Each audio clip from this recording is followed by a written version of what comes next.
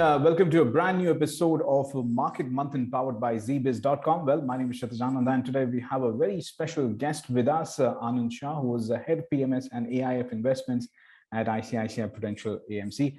Well, we're going to talk about budget, markets, AIF space, and more. So stay tuned. Well, welcome to the show, Mr. Shah. Thank you, Shreya. Thank you for having me. Right. The first question I'm sure everybody would have on their minds is budget 2022 was not a spoil sport by any means, especially for the markets, but growing geopolitical concerns, and we've seen many folds, of that in this week gone by, and the expectations of aggressive monetary tightening by the US Fed seems to be weighing on investors. So, what are your views on the market? What exactly is happening here, and how should investors decode the whole equation? I think multiple things, and they're sort of different. Sure. First being budget, and to be very honest, budget for now, not for this year, but for many years, have been less disruptive in the sense it is actually charting a particular path for last many years, sticking to it. In a way, if I were to summarize budget for many years, it's been less consumption intensive, more capex intensive, in the sense that there's more and more money available to do capex, which helps economy in the long run, but it doesn't immediately create some sort of a stimulus or a GDP. And I'm not saying less money is available, but there's not much freebies available from a spending perspective, from creating a short-term demand in the economy. So if you see, it's more of those short-term pain for long-term gain sort of a thing, which has been continuing. So I think it was nothing new, and that's actually a good news. The economy is, to me personally, is already recovering slowly and steadily. I'm not saying it's recovery very rapidly, right? And we have inflation fears. So this is the last moment where we actually want to stimulate demand and further aggravate the inflation issue. So I think the budget, to be very honest, as you rightly said, is not that much of an event. That brings me to the next two topics, which is one of is the US Fed rate hike. Yes. Again, the imminent one. It's not yet happened, but now it looks like imminent. Again, post Omicron, frankly speaking, more and more economies are opening up. We are talking of more and more this being now endemic rather than pandemic, and to that extent, we expect more and more restrictions which will get removed. And to that extent, economy in a way will come back towards normalization. So the last leg of economy, which was more touch, which were impacted by social distancing, be it malls, be it multiplexes, restaurants, this is a large part of the service economy will also, and the travel, obviously, will sort of pick up.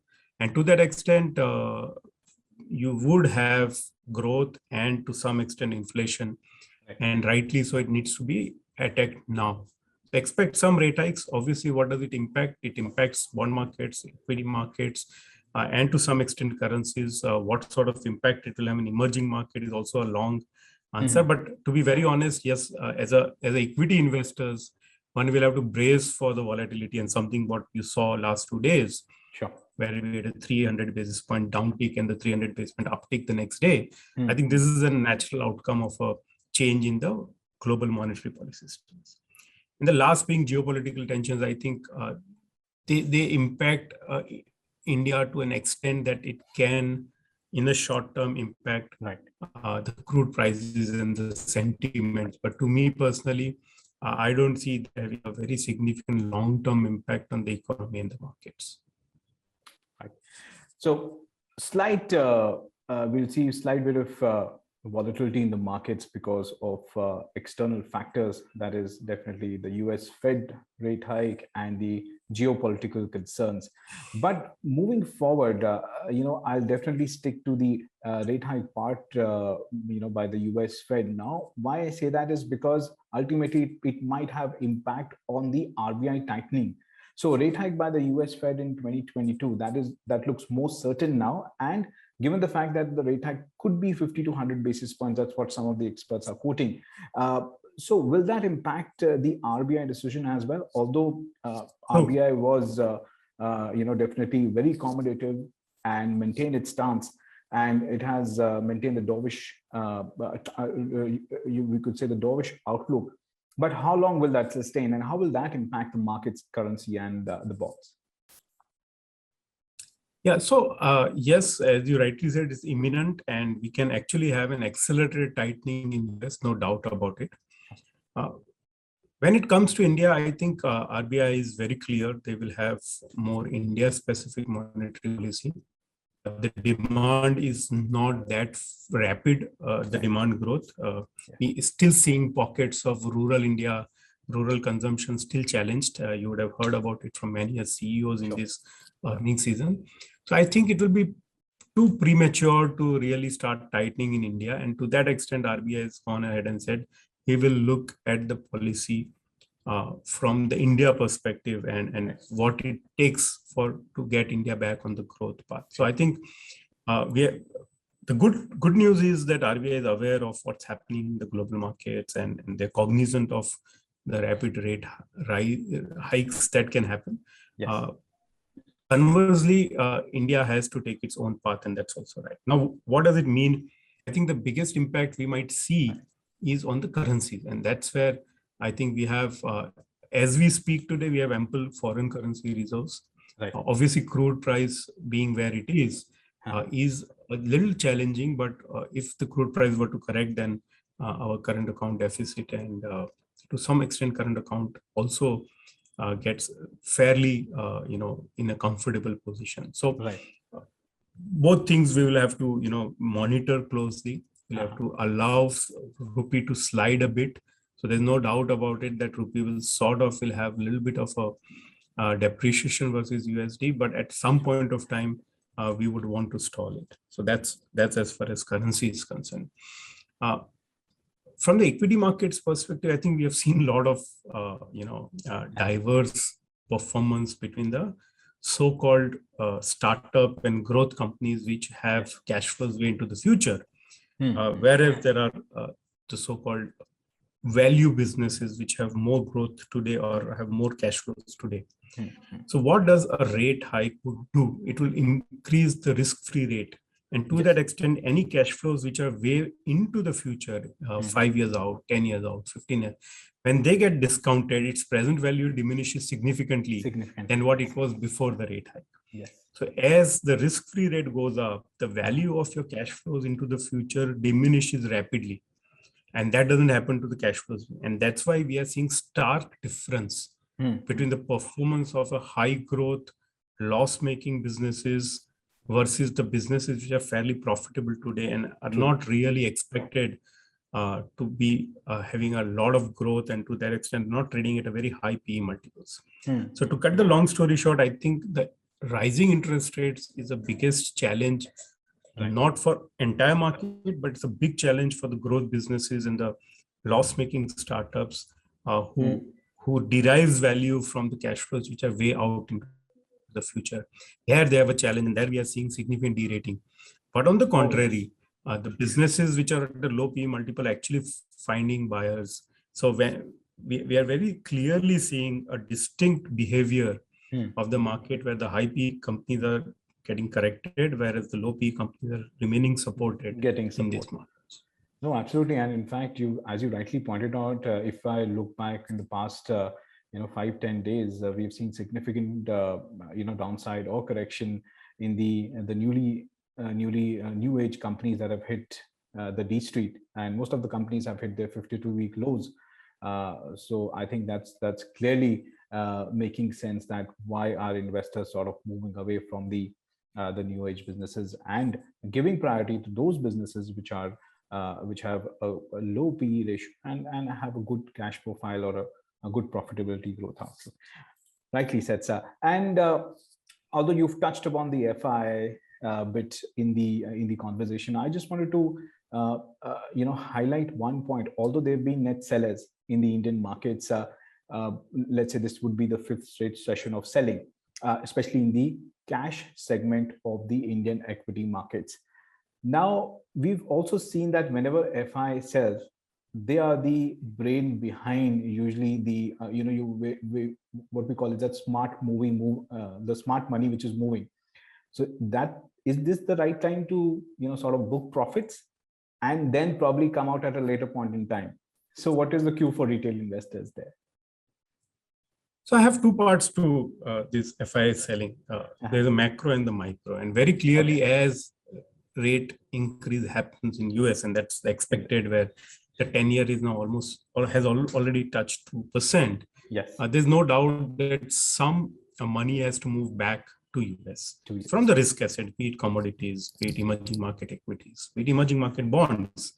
And to that extent, India is participating in that money moving back to US as interest rates go up there. And the cost of money in the USD going up will pull back some money. And that's, to that extent, there is a net selling in India.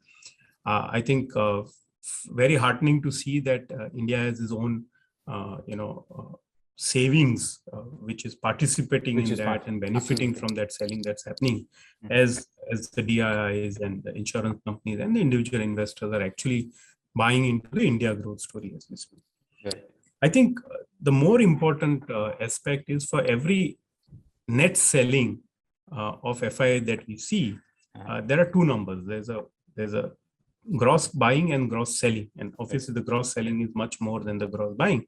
So to that extent, we are seeing net selling. But to be very honest, I think what we have observed in January is, while they're selling growth companies, they are distinctly putting more money or allocating more money to the companies which have very, very strong cash flows. The valuations are reasonable. So they are also switching from startups, from high growth companies to reasonable growth companies, or reasonably priced companies. So within that FI, there is also a churning where we are seeing distinct movement. That's where smart money Obviously, is the moving. data will come with a lag, but that's our observation from the stock price movement, that there has been a churn within the FI also. So yeah, so while the net the money is moving out, but a lot of money is also getting churned within the market, from a high growth startup to moderate growth, reasonably priced stocks. Right. Now, in the past few months, or you could say in the past 1.5 odd years, mutual fund industry is certainly showing signs of growth. Are you seeing a similar trend in the PMS space as well? Indeed, I think as the investors become more and more discerning, they are looking for products which have fairly high conviction portfolio, and that is something which the alternates investment industry is able to offer. You have to appreciate that mutual funds could have all sorts of investors, from a 500 rupee SIP investor to a 10 crore ticket sizes also, whereas for alternates business, the idea is to give a boutique products to the investors who understand risks. So obviously these products will have far higher active risk, or far higher active positions versus the index. They will be far away from the index than what otherwise you would find in mutual funds. And to that extent, it is rightly so that only the investors who understand equity markets, who have high net worth individuals and above, and to that extent, there are minimum ticket sizes in PMS and AIF that hope you understand. Sure. So obviously, these are boutique products. They take a lot of active calls on sectors and companies, rightly so, across industry, but more importantly for us also, the products which we are offering are distinctly different from what otherwise you will find in the industry. They have a higher volatility than the mutual fund. But I think the discerning investors who understand that at the end of the volatility that we see, we can produce a higher alpha by being, taking more active risk. I think those are the investors which are now I would not use word flocking, but they're looking more and more for such boutique products. And that's why we have seen a rapid growth in both PMS and AIF industry. Right. In fact, coming to products, one of the PMS strategies that you manage is ICICI Prudential PMS Contra Strategy. Now, it has been one of the top performing diversified PMS strategies. If I look at various time frame, let's say a month or a year, or from a 3-year basis as well. So, what is your view on the positioning of the portfolio? Or if I have to really come from a retail investor perspective, how do you pick winners for your contra strategy? Yeah, indeed. I think the philosophy is not very different. And to some extent, it is different. So let me explain you both. Sure. So there's no doubt that we're looking for high mode businesses, even when we are looking at. So a lot of times, people have a misconception that the contra is buying which others are selling. Yes. And selling what others are buying. No, that's not the right definition of contra. Right. The way we see contra is where we buy high quality businesses, high mode businesses, but they have undergone a temporary medium term to short term headwinds. Okay. And as these headwinds turn into tailwinds, so I'll give you a couple of examples also later on, but that's the whole idea, that buy into strong businesses which have temporary headwinds, right, and because of which the stocks have now at far lower price than their intrinsic value, is when you actually go ahead and buy them. Right. To give you an example, we have today overweight positions in banking particularly. They have had significant tailwinds. Within those bankings, the banks which had erstwhile corporate book had been suffering from a large NPA post asset quality review that happened in June of 2015 and subsequently for next 2-3 years. So they have sort of provided for most of the NPAs. They have cleaned up their book significantly, and then they got hit by NBFC crisis, and then the slowdown in 2019, and then various factors, COVID wave 1 and COVID wave 2 in 2020 and 2020. So I think the challenging period that these banks underwent only got extended by another 2-3 years because of not themselves, but because of the issues which are beyond their control. Yeah. Having said that, if you observe the numbers that are emerging from banks this year, it tells you that they have actually done a lot of course correction, and even in the difficult period like this, what we have seen in last 2 years, where we had one massive lockdown for industry and then a small lockdown in the subsequent year, and still banks have been able to deliver better numbers, both in terms of credit quality, particularly in terms of credit quality, also in terms of the recoveries they are able to make from the prior. True. That's one example of thinking differently, buying very, very high mode businesses, very, very large business banks which have very high CASA. So they have those modes. It's just that their asset book was skewed towards corporate in the past, and that's changing now. Another example, if I were to give you, is it's a little broad-based, but there are multiple sectors within that is manufacturing. So again, if you see, manufacturing as a sector has not created a lot of wealth over last decade. Rightly so, because anything you were manufacturing anywhere in the world, you were impacted by dumping from China. Not dumping, but in a sense that China had so much of capacity and excess capacity, and they had so many incentives locally. Export rebates, local incentives, that they could export into your country at a far lower price than what you can, and they had economies of scale. Yes. Now that's changing. Starting 2014, China has become more cognizant of pollution in their own country. They've become more cognizant that their labor costs are going up. They also want to move from manufacturing towards services. So whichever way you look at it, I think that era of export of deflation from China into the rest of the world in the manufacturing world is behind us. Yeah. If at all we are seeing significant export of inflation, now the coffin has been their attack on the thermal based power plants, and they're rationing electricity. That was another issue. If you recall, Indian manufacturers have to have their own power plant, or they were used to pay a very high price on the grid. Where that was not the case with China. Now China is also rationing electricity. So a lot of manufacturers in China have to shut the shop. So I think that's another area where what we have seen in specialty chemicals, we're seeing now on the bulk chemicals, we're seeing in metals, mining, engineering goods, auto ancillaries. In many manufacturing industries, which was hit by a continuous pressure of imports from China, they are reviving for good.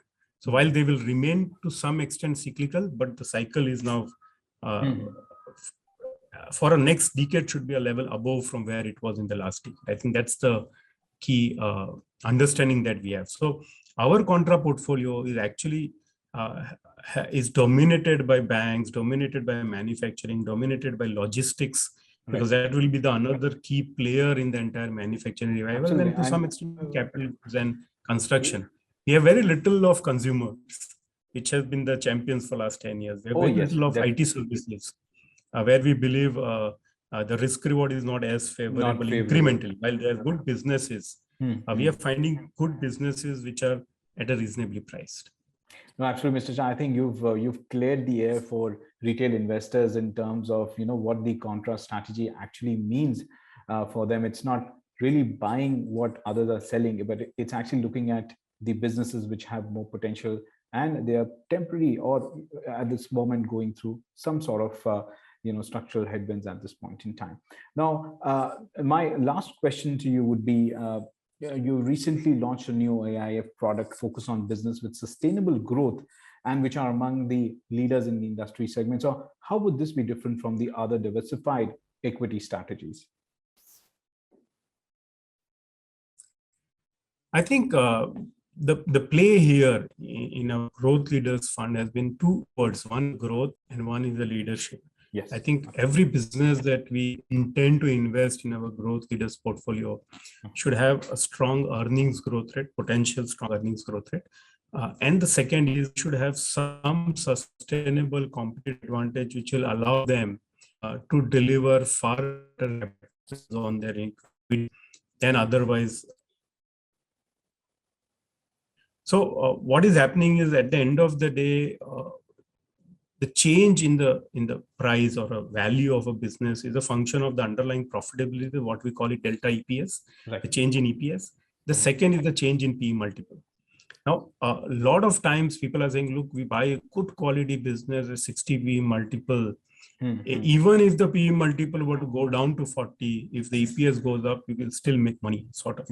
What I am saying today, where we find opportunities, we are able to find opportunities where you have a very, very strong earnings growth rate. Yes. At the same time, there is also reasonably priced at the same time, being that you can actually have the PE multiple expansion also, which is one of the possibilities. I'm not saying that's something we're gunning for, but we're gunning for delta EPS as well as delta PE in the growth leaders portfolio. That can you identify businesses which might be at a low return on equities today, but they are inching toward the higher return on equity, which in turn will drive the PE multiple. At the same time, they have a very strong earnings growth rate, which helps them to improve return on equities as well. So that's the play. Continuously looking for businesses which can not only grow earnings, but by virtue of management decisions, by virtue of operating efficiencies, you can also improve the capital efficiency of the business over the next 3 to 4 years. And that combination is a combination where we have finding the most risk reward for investors at this point of time. Right. Interesting thought there. And I think, thank you, Mr. Shah. It has been an insightful conversation for me as well as for the listeners as well. Well, thank you for your time, and do stay logged on to zeebiz.com for more on news, business and economy. Thank you so much for your time, Mr. Shah.